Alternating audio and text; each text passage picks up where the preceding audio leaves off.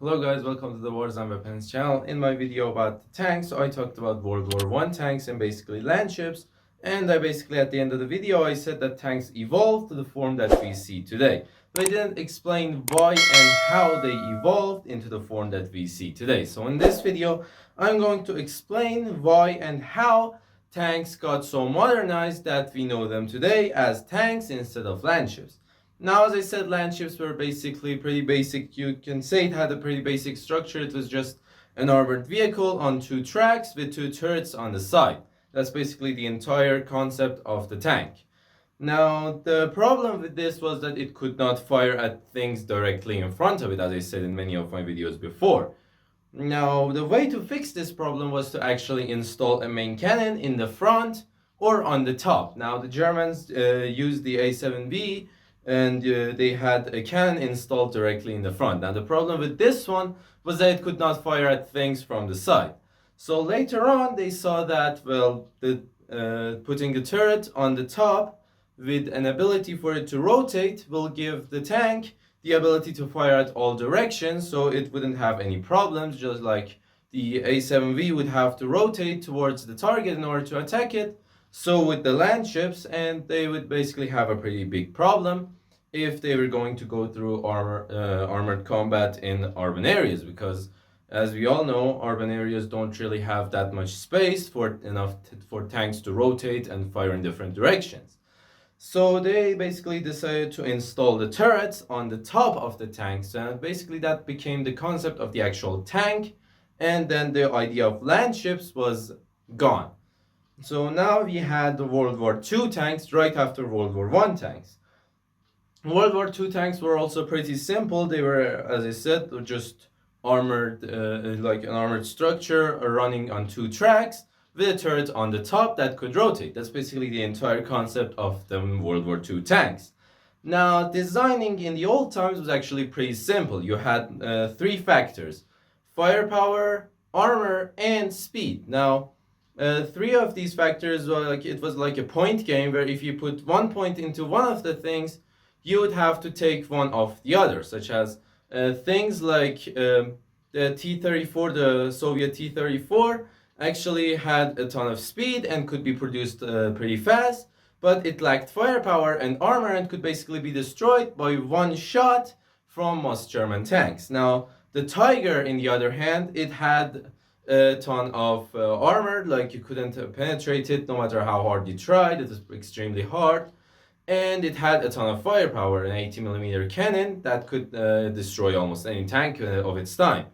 Now, the problem was it could not be produced fast, and it didn't have that much speed, and that the maintenance cost was too much, that within the winter conditions of the Soviet Union, they could not provide the tank with the maintenance it needed, so they would break down pretty often, causing disastrous results and inevitably the defeat of the Germans within the Soviet Union.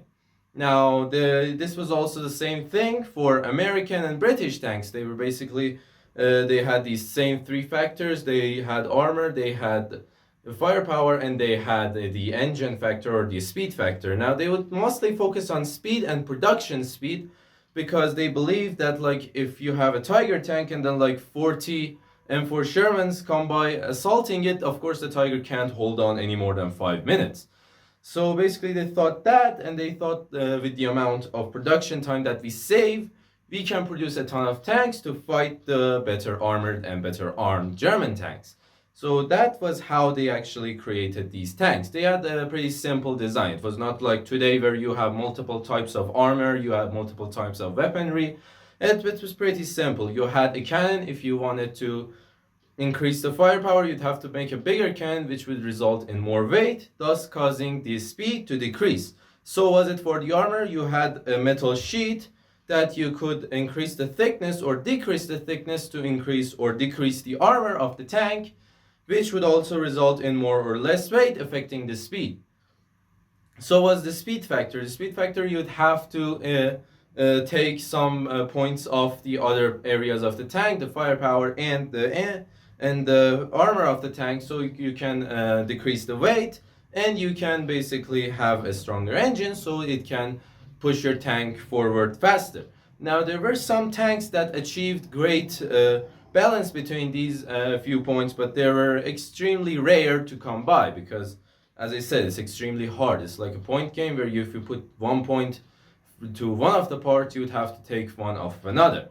So there were some tanks, as I said, that achieved a great balance, but there were also many that would not achieve this great balance. And then later on, they found these tanks, and then they saw the Tiger's design. They saw that this is perfect. Now, that during World War World War II was when tanks split into three groups: light tanks, medium tanks, and heavy tanks. The heavy tanks were basically the kind of tanks you would not want to see on the battlefield due to the fact they would usually be armed and armored extremely heavily, and they could resist heavy attacks for an extended duration of time. Medium tanks, or basically the main battle tanks that we see today, were basically the same as I said, the kind of tanks that would achieve a balance between these three factors. Now, the light tanks were one that would take all of the points from the armor and the weaponry, and they would put it in speed and production speed so they can produce a ton of these and then deploy a ton of these and basically outnumber the superior enemy weaponry. So then later on they found out that heavy tanks take a long time to produce, so they would have to cut it off, and it was basically, as I said, they had a ton of maintenance costs, and during winter conditions or during rough conditions they would not be able to maintain it well, which would cause in continuous breakdowns and the tank would basically become useless. The light tanks were also out of the question because they were extremely weak, and like basically they would have almost no armor, and you didn't even have to face enemy armor so they didn't need any armored weaponry to destroy your small tank. A simple grenade could even do it with the light tanks because that was how weak they were. So it leaves one into the question. That would be medium tanks, because they would achieve a balance between these points. Yeah, the enemy would sometimes face them and they would have a problem dealing with their speed, and then sometimes they would have a problem dealing with their armor, and sometimes with their firepower. So basically, due to this, the main battle tanks, or the medium battle tanks, the MBT that we have today, was born. So the designers saw that the medium battle tanks are basically the best ones, so they focused their entire thing on the medium battle tanks. Now later on, technology evolved, and later on things were added to the tanks, such as lasers and many other weaponry that are extremely modern, and they don't feel like you would want to put them on a tank, like a goddamn rocket launcher on a tank. Like a machine gun on a tank would make sense, but like the rest of the weaponry, like laser weaponry, like they have some laser pointers, they have a pretty advanced sights. Like I don't feel like it needs to be there. Like the simple World War II sights that they would use, which was basically just a dent in the armor and with a small place for you to look through, they basically had no problems. I don't know why they keep adding these advanced sights that are like, they just increase the cost of the tank by millions. Like they serve almost no purpose. And then later on we had multiple types of armor which would be used for different things.